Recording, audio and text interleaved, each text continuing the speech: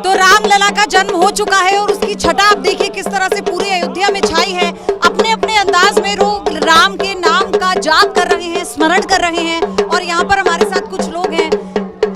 दर्शन हो गए रामलला? जी जी जी जी, दर्शन हो गया भगवान का। हाँ, ये बताइए जब सूर्य की किरण उनके मस्तक पर पहुंची, वो जो अद्भुत दृश्य, अद्भुत अद्भुत छवि, वर्णन कछुक जाय नहीं बरनी, वो नजारा अद्भुत अद्भुत अद्भुत, उसका वर्णन हम लोग क्या कर सकते हैं। जय हो ठाकुर।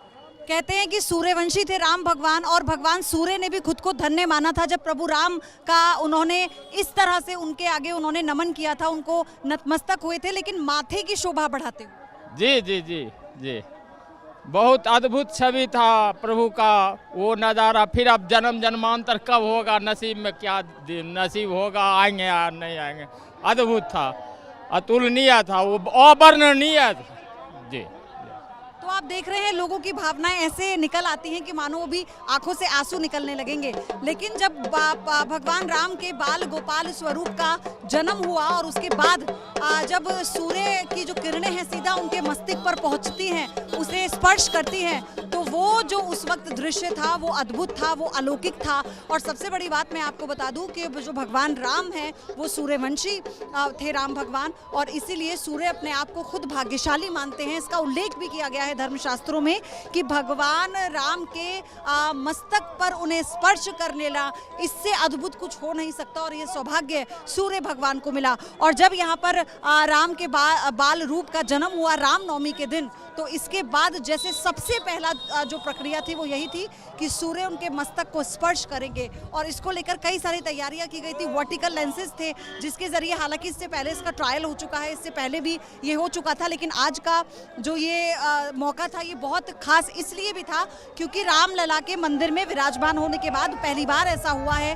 कि रामनवमी में पूरी अयोध्या में इतना हर्षोल्लास है कि हर तरफ राम भक्त अपनी भक्ति को छिपा नहीं पा रहे हैं। और यही कारण है कि जब राम के माथे पर सूर्य का तेज दिखेगा तो ज़रा सोचिए कि भक्तों के आगे जो भगवान की छवि होगी वो कितनी खूबसूरत होगी, कितनी अद्भुत होगी और कितनी सलोनी होगी। कैमरा पर्सन विपिन के साथ पयोधी शशि, न्यूज़ नेशन, अयोध्या। तो रामनवमी के विशेष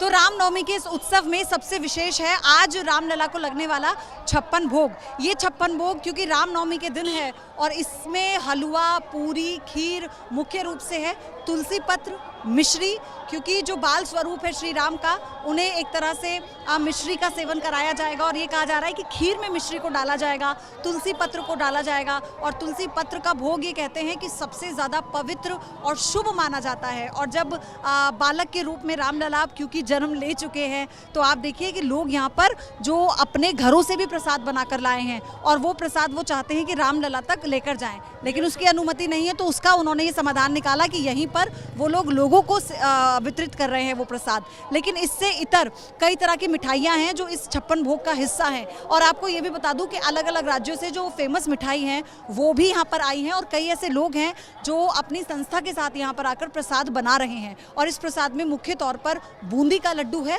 और बेसन का लड्डू है। रामलला का जब जन्म हुआ उसके बाद यहाँ पर सबसे पहले जो अंदर प्रसाद लगकर बाहर निकला लोगों के लिए, आम लोगों के लिए, वो था बूंदी का प्रसाद। उस प्रसाद को यहाँ पर सब में बांटा गया, और वो सबसे प्रिय प्रसाद कहा जाता है, सर्वप्रथम कहा जाता है, बूंदी को बहुत शुभ माना जाता है। इसलिए 56 भोग में हलवा, पूरी, सब्जी, खीर, बूंदी या उसका लड्डू, बेसन का लड्डू, मिश्री, तुलसी, और इसके साथ साथ कई ऐसे फल हैं, केला, सेब, अनार, ऐसे कई फल हैं जो इसमें शामिल किए गए हैं। और इसी के साथ इसी का भोग राम के बाल रूप को लगाया गया है। कैमरा पर्सन विपिन के साथ पयोधी शशि, न्यूज़ नेशन, अयोध्या।